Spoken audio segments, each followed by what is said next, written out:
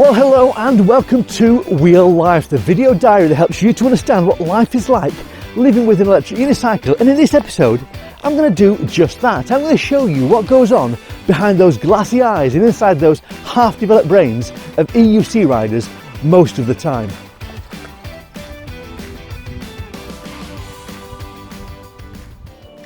Now, whatever you do for a living, unless you're a pro rider, an EUC salesperson or a multi-millionaire, it's likely you've got a job that allows you to pay the bills, put food on the table and clothes on the backs of your dearly beloved children.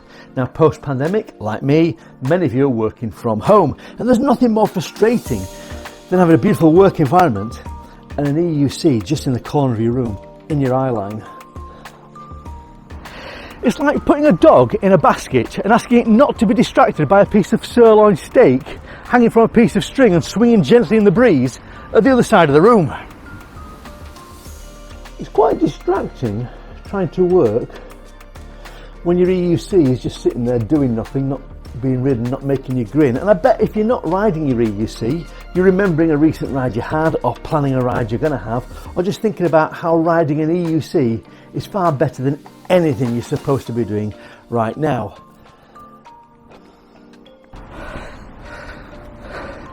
Eventually, a bit like the dog, temptation will get the better of you.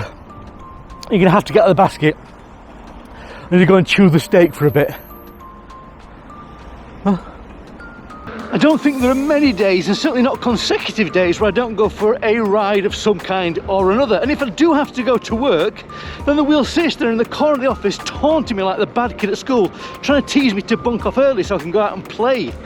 But then when it's the end of the day and the bell goes, I can ride it all the way home with a big fat grin on my face.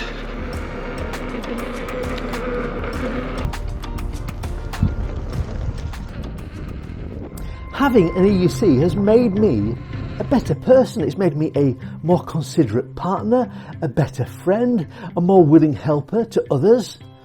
Well, that's my opinion anyway.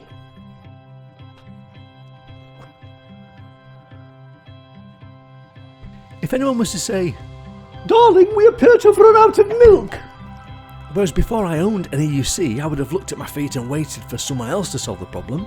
Now I'm leaping out of my seat like a jack in a box, and I've got my skid lid on my head before the request to pop to the shops has even been made.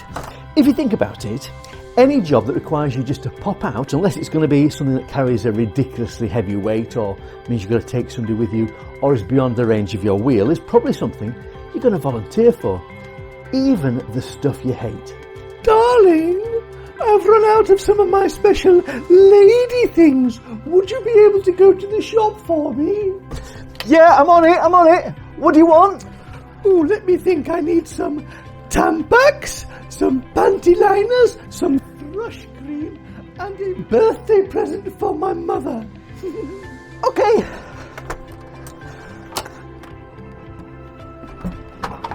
Don't mention you're going to go the long way and that coming back will be off-road about 15 miles out of your way.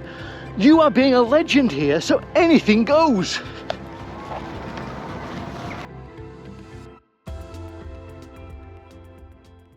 How many wheels have you got?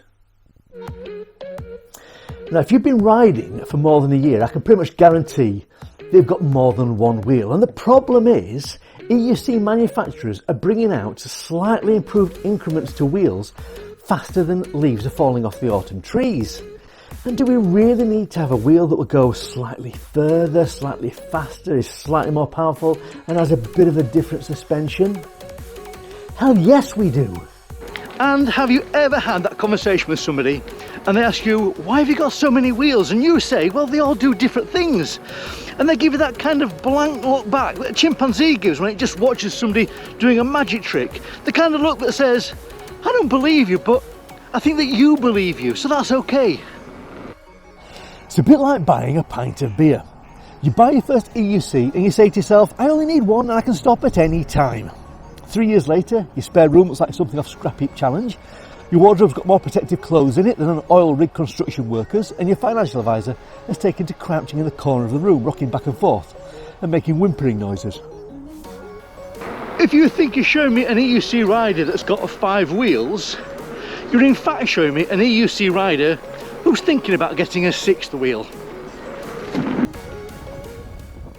I don't know what it is about riding an EUC, but we all seem to think that the rest of the world must be fascinated. So we strap on an action cam to some part of our body and we head off to show the world how much fun we're having. And I do get the irony of what I'm saying from the comfort of my own YouTube channel.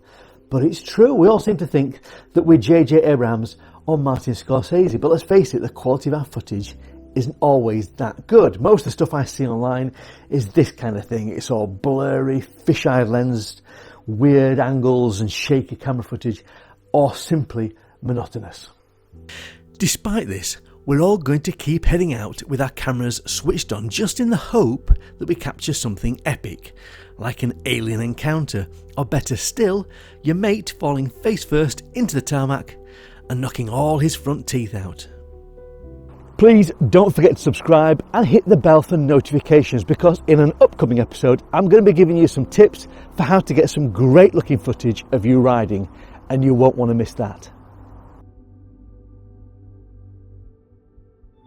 So in the unlikely event that you're not riding your wheel, fantasizing about riding a wheel, filming yourself riding a wheel, buying a wheel, or planning to buy a new wheel, thank goodness there's something else that you can do to fill your time.